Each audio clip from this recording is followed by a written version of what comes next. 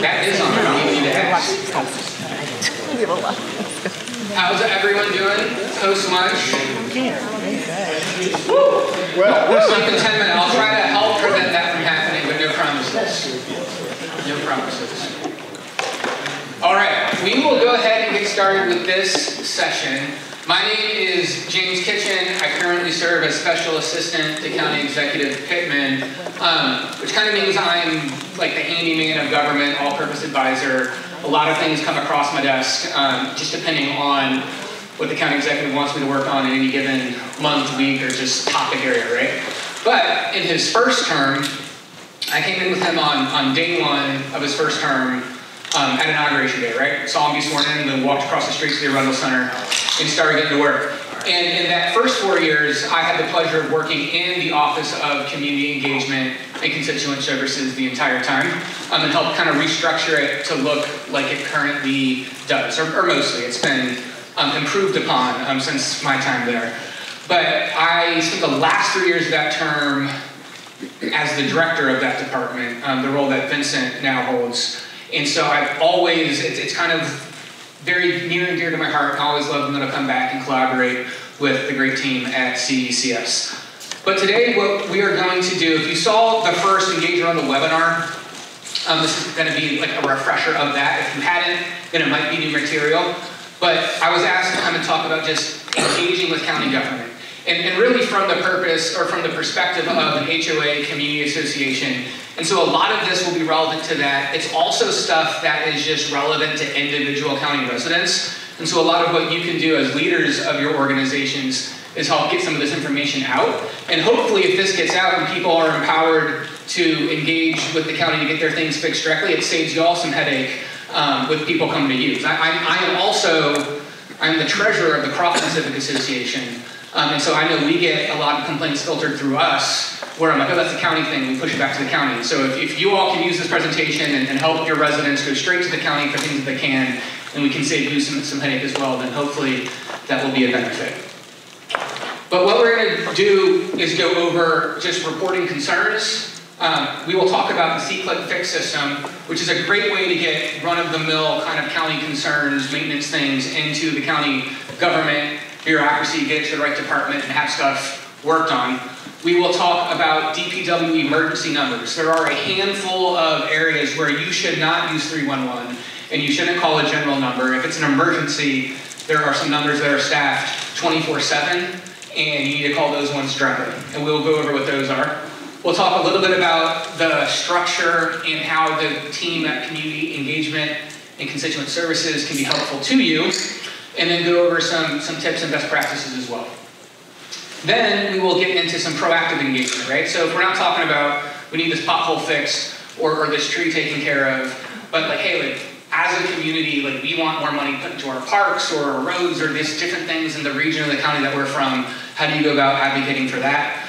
We will look at the Engage Arundel website, which includes a bunch of resources we've kind of tried to put all in the same spot for HOAs and civic associations for you all to use.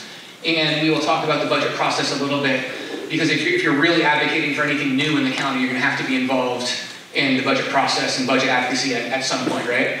So that is the outline of what we will do, and we will have time at the end of it for questions, which I will try to answer some, and then you have your whole CCS team here too, so if I can't handle it, one of them definitely will be able to. So reporting concerns. So again, the first thing we're going to talk about is this C-Click Fix system, which can really be, for most things, your first outreach to county government. You can get it to us through the system, right? 48 of the most common types of issues can be reported, and then they are automatically routed to the correct department. So you don't have to know what department handles it. You don't have to know anything. You have to, like, hey, there's a dead deer on my road. I'm going to report it, and then the system will actually get that routed to who it needs to go to get that taken care of, right? There are 4 basic steps to submitting things through the system. So you enter your location, you select your type of issue, answer a handful of questions, you can upload some photos if that's relevant, and then you just submit it, right?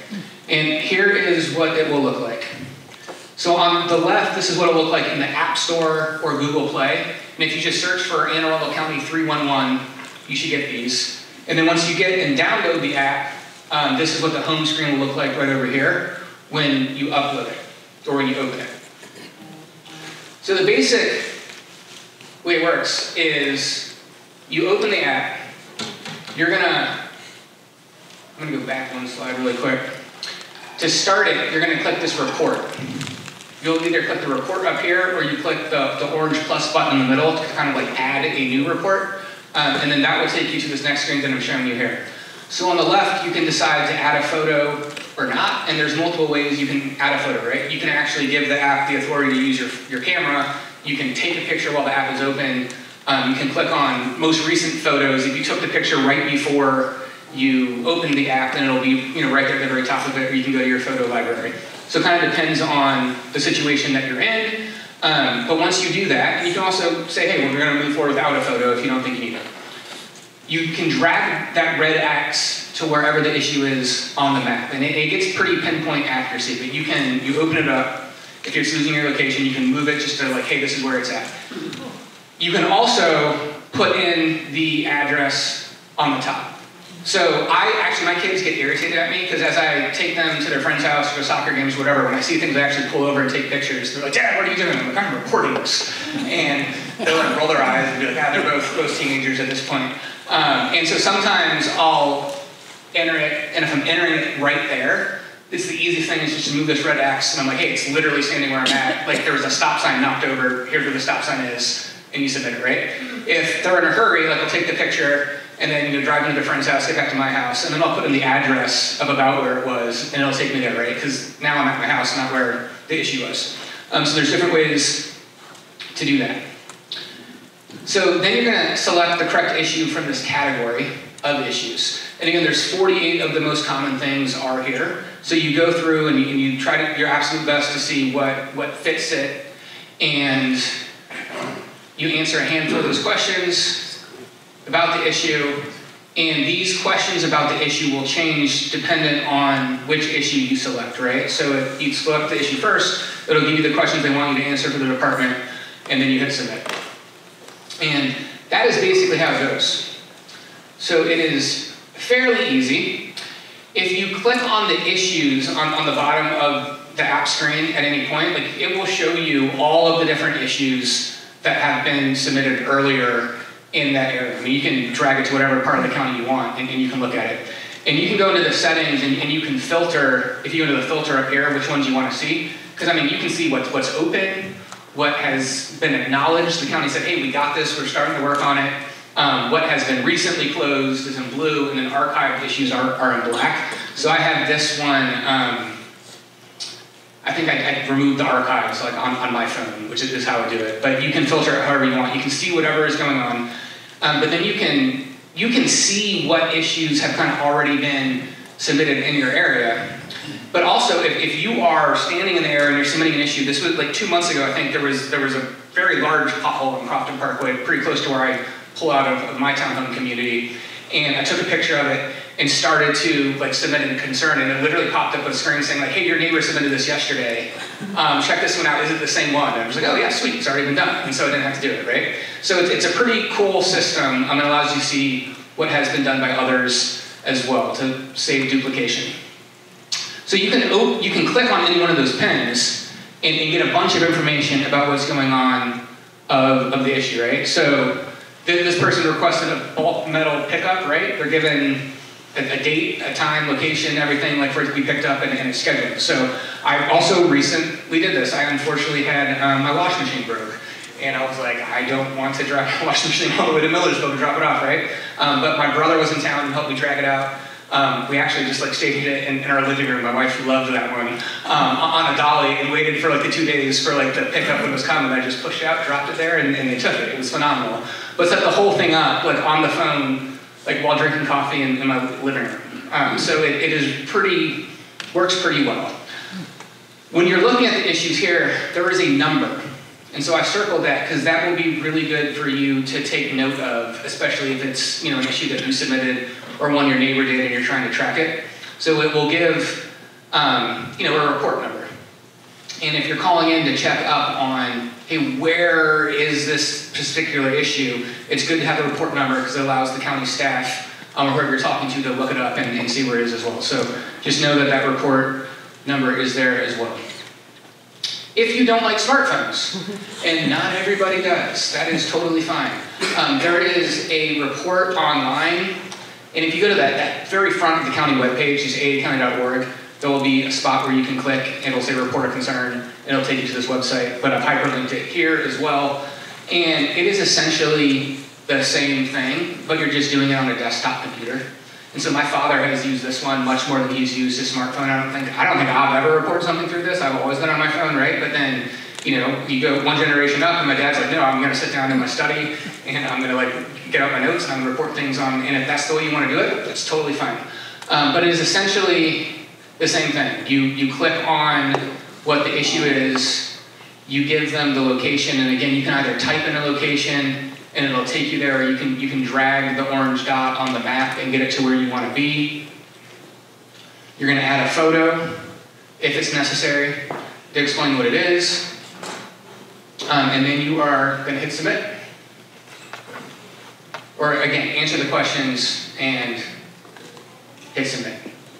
You can also simply make a phone call. If you dial 311, it takes you to a customer service answering system, right? We have staffed in the county, and you will talk to somebody online, tell them your issue, and they will essentially have the computer up and be answering the same kind of questions, and it's really just somebody helping you get your issue into the same system. And so if you want to do it on the phone, and that's what works best for you, then you can do that just by dialing 311. So this is often called the 311 system, right? And then C-Click-Fix if you're talking about the phone, but again, it's really all on the back end, the same kind of thing. And so again, just like as you're dealing with this, you choose the method that you are most comfortable with. There's no difference between some of these. Sometimes I've had people like, hey, it looks like it's duplicative, and it's designed to be, right? It's really just 3 different entry points into the same system so that every resident or community leader can use whichever method is best for you, that you're most comfortable with. So we do know it's duplicative. And yeah, what else do I want to say on this one? Escalation of this, right? So we've been asked before too, hey, what happens if we put it in and it's been days and like nothing's happened, right? Or it doesn't get acknowledged. You can go and open the issue, and there's most of them, like the comment box will be turned on, and you can make a comment. You can say, hey, where is this? Just check it, right? That kind of bumps it to the top of the queue on the back end for the department. And so you can do that. You can also call CCS, like we'll talk more about that later, but calling in and just saying like, hey, where's my issue is less helpful than calling in and saying, hey, like, we filed this on this date, and look, I have an issue number, I showed you that a few slides back, can we look that up, right? And that makes it easier for somebody to get in on the county side and say, hey, like, where is this specific issue number, and let's look at it, right?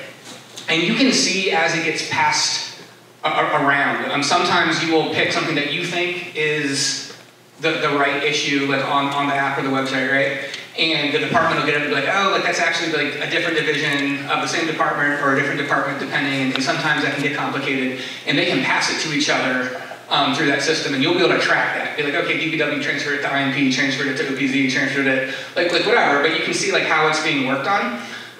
But call in with that number, because that is very, very helpful if you're trying to escalate a concern where you're just like, hey, it doesn't seem to have been picked up yet, did it fall through the cracks, or they closed it, but I haven't actually seen the work happen. And different departments treat that different ways. So when I did the bulk metal hookup for my broken wash machine, you know, they actually closed it as soon as they scheduled me the date. So the wash machine is still sitting in my living room, much to my wife's chagrin, and the issue's closed. She's like, it's closed, it's not done. I was like, no, but they scheduled it, it's in their queue, and they came and they got it exactly when they said they would. And so it totally worked out, right?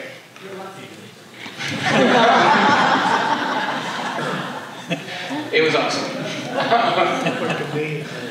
So the last thing to say again here is one, it really is a system that can empower individual county residents to see an issue in their neighborhood, to see an issue in their community, and very quickly and efficiently, for most issues, get it to the correct county department. Most issues, if we're talking about just like fixing things, right? And I have also, in my time in CS, there have been a handful of communities where there will be like a designated person on the board or like a town manager or something who will actually go around the community and take pictures of all the potholes or all the things or the trees that need to be trimmed on county property and submit them all through this system, and then call in like once a month and be like, all right, I want to go through my list. And we're like, all right, and so they pull up the list, but it was actually incredibly efficient. For like one person from that community could submit and track like 20 different things at a time. And then on our end, it was like really helpful because I'm like, hey, instead of 20 different people calling me in, I've got this one person from a board who has got it all submitted, which is helpful, has the numbers so we can look it up, and then we can go through and check off which ones has been done, which ones need to be followed up on. So I do think this is a tool that can be used both by individuals to, again, help your residents get issues directly to us so that you don't have to deal with it in your volunteer time on a board or association. Or if you have paid staff or a super volunteer who's like, no, I'll take this on, it can also be a tool, again, where you can kind of amalgamate a lot of concerns and get them to us and get them addressed pretty efficiently. Yes, ma'am? I'm in the city of Annapolis. Mm-hmm. Does it know from the front end what things based on the address might not be handled by the county for that particular address? Yes. Yeah. All right. So, some areas where I absolutely do not want you to pull out your phone and open up See Click Fix. If you see a sewer line break and there is sewage flowing out into a creek or a river just like your community, don't use See Click Fix. You're going to call these emergency numbers that are open 24/7. I have called them in the middle of the night before. I'm at a sewer backup. I feel like I've done all this stuff at my house, right? I live in Crofton, but I had sewage start backing up coming out my basement toilet like 3 years ago. And I was like, oh my goodness. And I called this 8400 number because I knew what to call. And they were there in like 17 minutes and snaked it out. I mean, it was great. Took a really long time for them to replace, like actually replace the thing, but I was on the wait list. It was a long time, but they responded really, really quickly. Because again, these numbers are staffed 24/7. It was probably kind of quick because it was late at night, so they weren't doing anything else. They're like, well, just come right now. And so they got there. It was awesome. But sewer backups, issues with a manhole. If a manhole cover is like open and there's nothing like keeping it off, and it's like a danger issue. If you see dirty, rusty water coming out of your own kitchen faucet, it's like, what is going on here? Like, this is the number you want to call. Disruption of water service. These are the numbers to call, right? And I have had issues too where community leaders have called me and been like, hey, it took the county so long to respond to the sewer leak. And I was like, okay, well, who did you call the emergency number? And they're like, oh no, we called like MDE.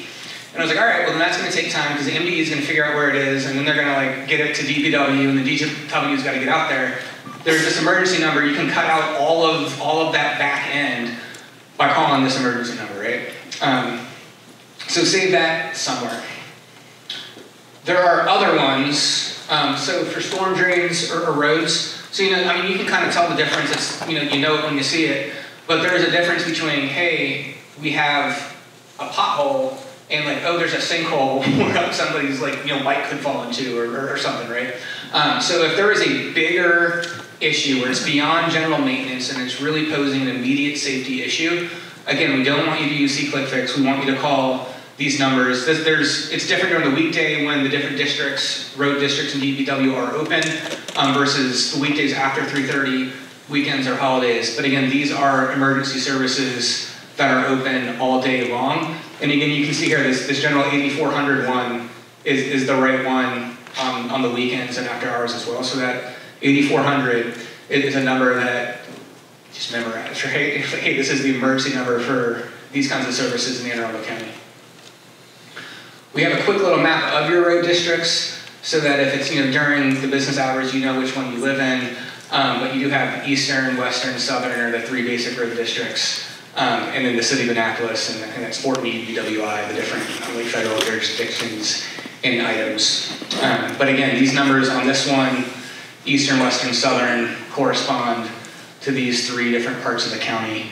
So if you know where your community is, then again, during the day, you know which number to call for your emergency services.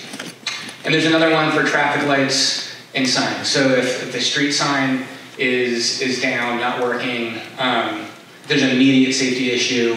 When I sent in the stop sign, it was like the very end of the cul-de-sac. It didn't feel like an immediate emergency thing, and it got fixed pretty quick. But if there is a stop light not working on a county road, and you're like, nobody's here yet, emergency number. And so again, during the day, it's this 1940, but it's the same one in the evenings, on the weekends, the holidays. That 8,400 number is staffed all the time. All right, so CECS. I'm going to call this the heart of county government. That's a me statement. That's literally how I feel about the group that is standing in the back of the room right now. But I really do think that this group of people is the one where the rubber meets the road in terms of providing county services and advocating for communities with county departments, and then also representing county departments well to communities, right? Because it is a back and forth in play. The county government can't solve every issue, and so these people have the very tough job of living in that space in between communities and county departments, where we're advocating for communities, but also respecting the subject matter expertise of the county departments, and just working to make sure that we're doing everything we can to get your problem solved, again, while respecting executive authority and the subject matter expertise of our departments. Well, we're going to give you a quick overview of this team because they're really important for you to know who they are and what to do. But it's led by Vincent Molden, who is in the back here, and Christy. You can clap for Vincent. Hi, Christy. Christy Alvarez is the assistant director, and then we have a community engagement team and constituent service officers as well, and we'll go through those. So community engagement team spend a lot of their time in your communities, going to different civic association meetings, HOA meetings, different community events. If you haven't seen one of them at their meetings, fill out a form, ask them to come and get to know them, because that is, again, one of the things they do is just being in the community, being the eyes and ears on behalf of the county executive, so they can help your community stay in touch with what is going on at the county level, but then also report back the issues and concerns they're hearing in your meetings to county government, so we're aware of them as well. They are broken down, they don't go by council district anymore, they go by region area, which is planning areas for the county. And the main reason we made that switch was because council districts constitutionally have to have the same number of people in them. So they're drawn, and there's not a ton of gerrymandering at the county level. You go federal level, state level, gerrymandering is a thing. Our county districts are actually pretty good in terms of just hey, what makes sense. But you do have to get the same number of people in each district, right? And so there are a lot of communities that are cut. I think Crofton's in 3 different council districts, Glen Burnie's probably in 4. And so it's hard if someone calls in and they're like, hey, I'm from Glen Burnie. All right, well, where do you live? Because depending on where you live, the council district is there. So we got rid of assigning our team by council districts. They're assigned by region areas largely because, with very few exceptions, entire communities are in the same planning areas. And so if you call in and you say, hey, I'm from Glen Burnie, or I'm from Crofton, I'm from Jessup, we know immediately who your person is, and it's easier to work like that. And then you're not having 3 people touching the same community as one person assigned to it. So it was a little bit more efficient on our end to have folks assigned this way. But we have a clicker that doesn't click anymore.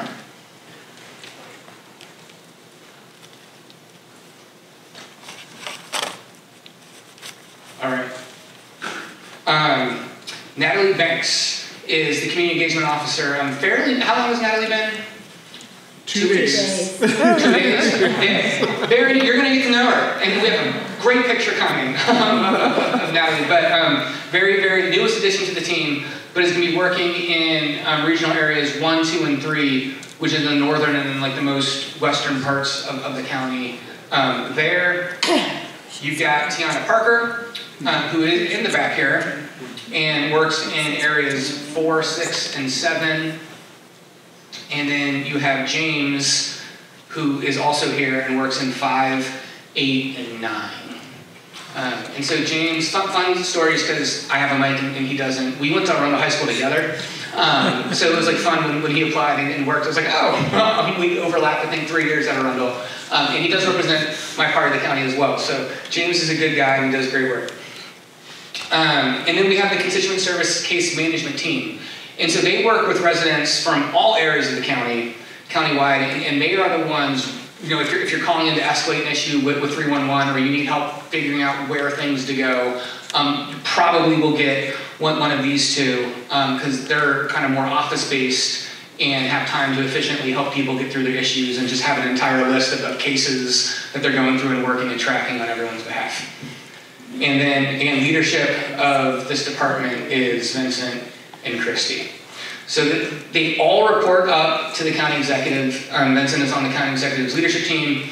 And so they gain all kinds of knowledge and report trends and like, hey, this is what we're hearing directly to the county executive. And so this is a great conduit to get your information and your concerns in front of the county executive who was here earlier today. So you can contact them if you need help accessing the county service. Again, you didn't see your issue on one of those 48 things on See Click Fix or on the website. If you just aren't quite sure which one it is, you can call them and ask.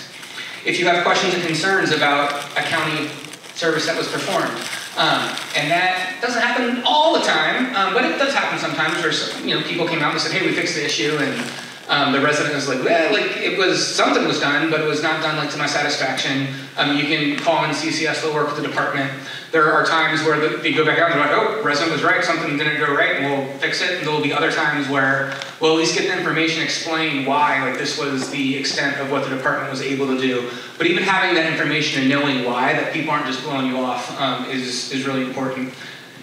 If you need help navigating county departments and agencies, and DPW in and of itself has several bureaus and different departments and departments. I feel like half the county workforce that is not public safety is DPW, and sometimes you definitely need help being like, hey, who, which division, bureau do we need to get this to? The CCS team can help with that. But again, if the issue you have is listed on that See Click Fix on one of those things, then it will automatically get it to the right spot. So just keep that in mind.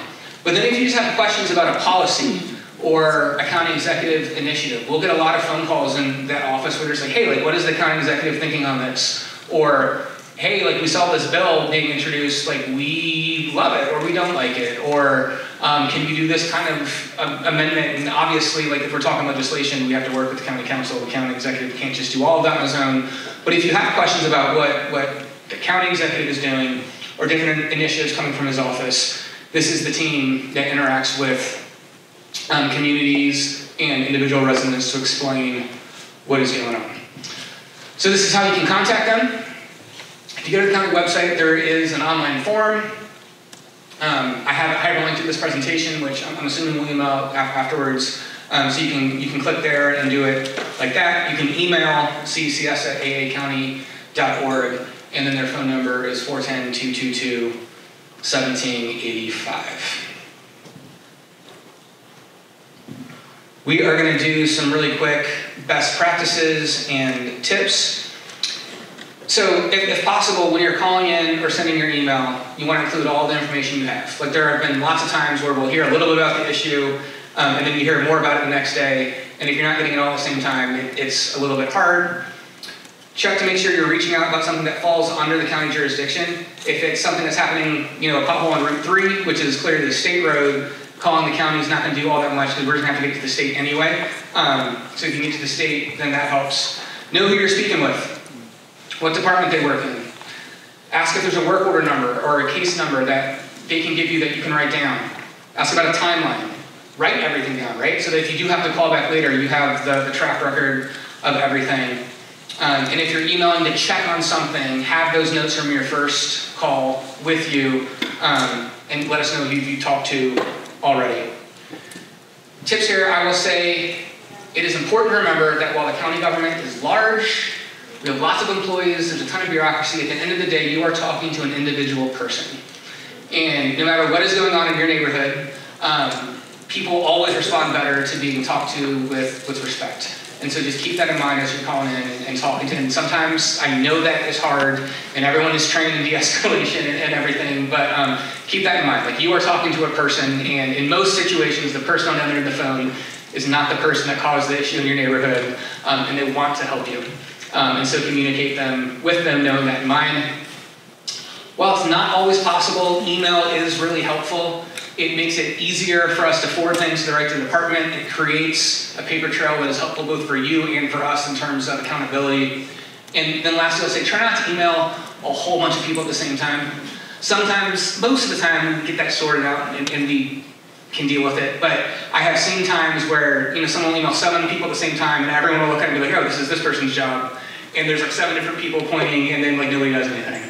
I have seen times where 7 different people start doing the same thing, and then everyone gets frustrated, but 2 days later when they realize we've all spent, you know, an hour or 2 of our time working on the same issue when one person could have done it.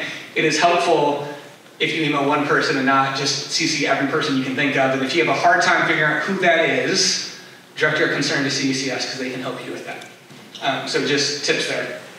And we'll go through this next part pretty quick. And you can play on this website at your leisure. But for proactive engagement, we built within the past year this web page called Engage Arundel, and you can get to that on the top of any county web page. It is on the top on the right. There's like an Engage Arundel icon you can click on and get there. So just go to AA County and then you can get to Engage Arundel. But there on this is a link to sign up for the CCS weekly newsletter, which is a great way to stay in contact with what's going on. I guess it's actually bi-weekly now, not weekly. I apologize for not updating that. How to register for each webinar and engage around a webinar series, how to request a CCS member to come to your HOA or your community association meeting can be done on here. How to get involved in various counties' boards and commissions is there. To register your HOA or community association for our legal mailing list so you can learn about like what developments are going on in your community, what applications have come in, what variance applications are before the administrative hearing officer.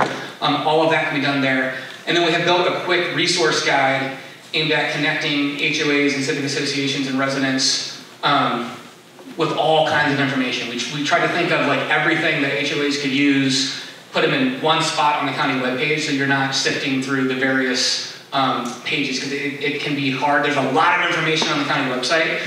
There's a lot of information that you have to click on 13 times before you can get there.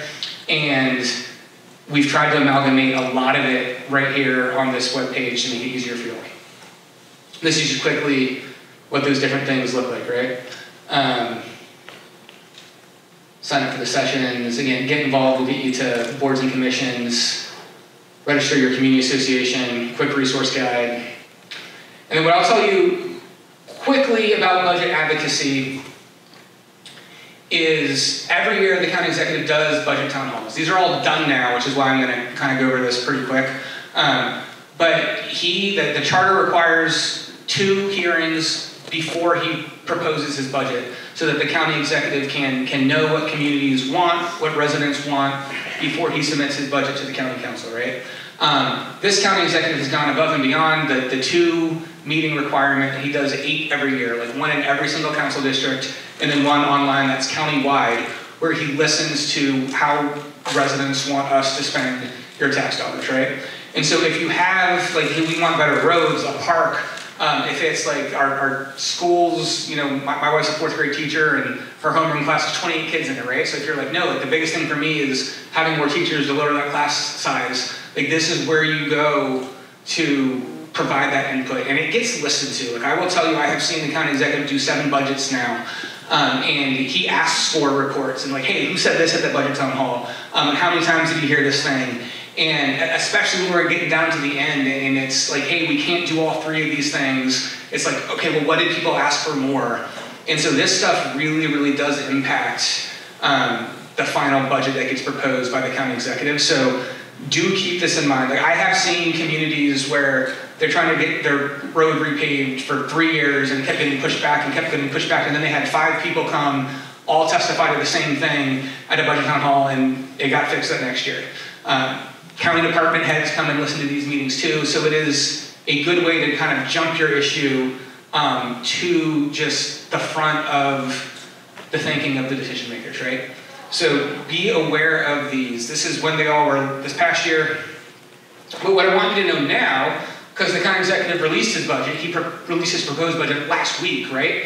So it is now before the county council, and they have until I think June 15th to actually pass it, is where you can go read about what was proposed.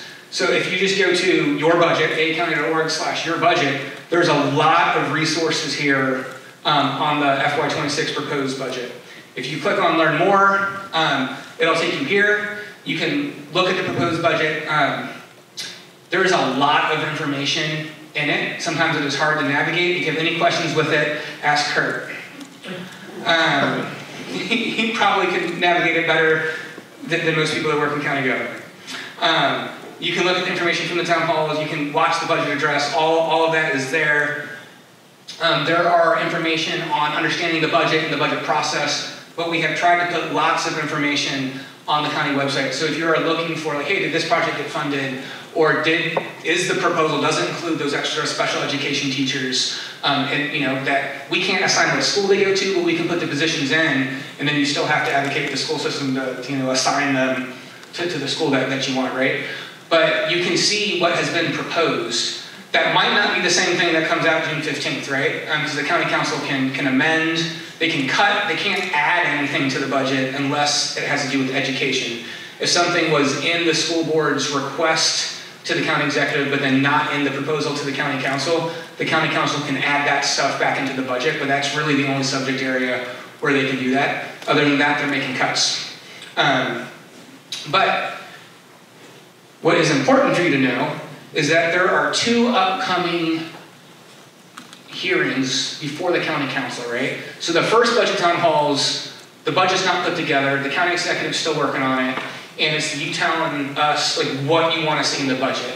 These 2 hearings are now, like, you know what's in the county executive's budget, it's all public, it's out online, and you can go to the county council and you can say, hey, this is the part we like, this is the part we don't like, right? And while the county council can't themselves add things to the budget, except for education, they can make cuts, and the county executive is talking with all of them all the time, right? And the county executive could enter a supplemental budget to, if they cut some money, right, to move things around and add other things in. So there's a negotiation that goes on there.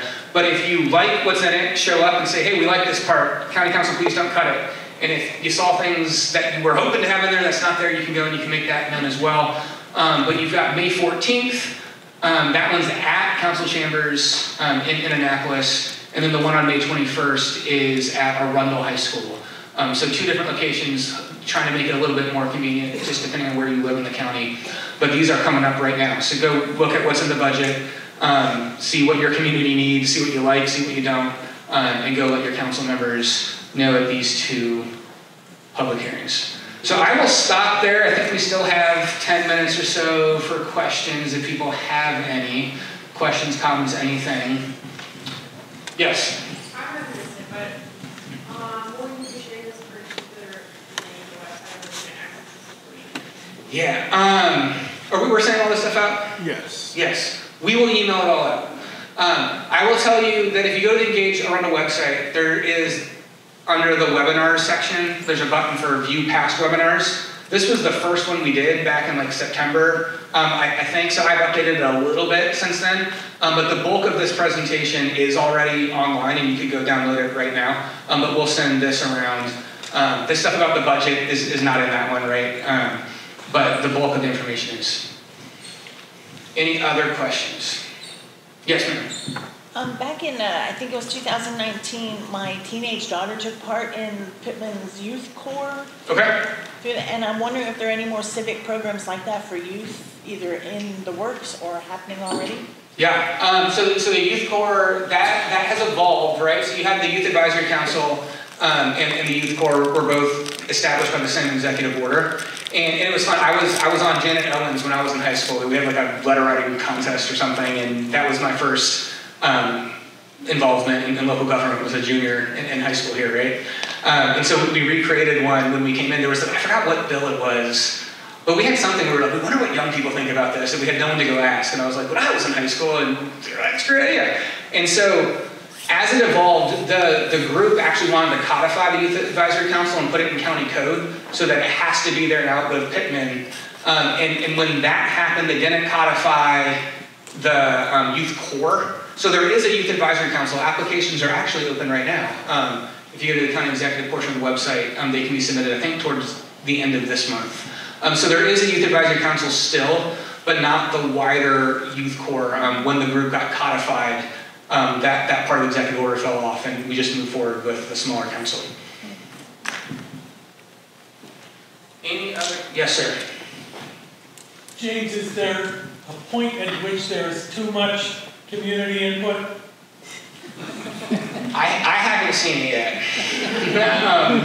It depends on the issue, right? And like, there's a difference in my mind between if you're saying the same thing and just because you want a different answer, then like maybe, right? But in my experience, the vast majority of the time, things are improved, are made better, are done well the first time more often, almost in direct correlation with how much community engagement input you have, right? So it does depend on the issue you're talking about, but I will say, like, I have sat in Vincent's chair, and there have been people who've called in and I've been like, sir, like, you know, we've explored this as far as we can, like, this is the answer, and they'll call back in and ask the same thing the next day, and I'm like, the answer's the same, right? So if you're just trying to get a different answer, but if you're giving input into how things can be done and how, then in my mind, I mean, there has to be an endpoint, right? At some point, you have to be able to move things forward, but in the time frame you have, as you're designing a program, as much community engagement as you can infuse into that process, I think the better outcome you get.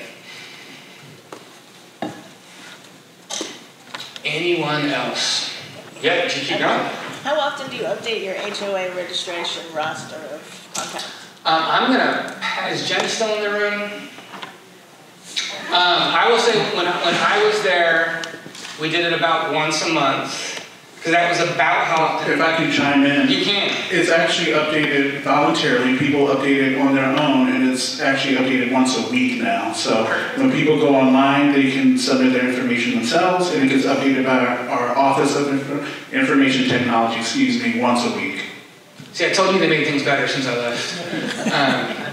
Well, when I was there, I think we did about once a month because there was the legal mailing that went out, so we made sure it was updated every time before a legal mailing went out. But they have improved it. Anyone else? Yes? Where do we go to register our HOA? The same? Yeah, so the Engage Arundel website. So if you go to Engage Arundel, that webpage, there will be a spot just partway down that front page that will look like this. It'll say Register Your Community Association, and there's a button that says Register Now. So that would be the fastest way to find it. All right. Anyone else? Yes, sir. I just want to say one thing. This is probably the most important thing an HOA could do, is work with your county government. HOAs have the power to get things that individuals cannot get. Because when you work as an HOA, you represent everybody, and your number is big to begin with, and you can get more people to work with you. I personally have gotten a library built in Anne Arundel County because I didn't take no for an answer, and it worked. Janet Owens worked very well with us, and we have the Crofton Library because of a couple of people in our community. So, and we did it through our HOAs.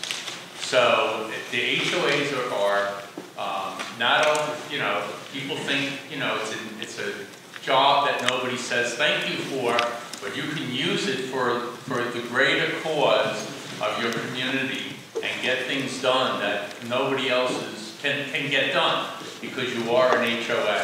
And I've worked with James numerous times, doing a lot of things in the Crofton, Greater Crofton area.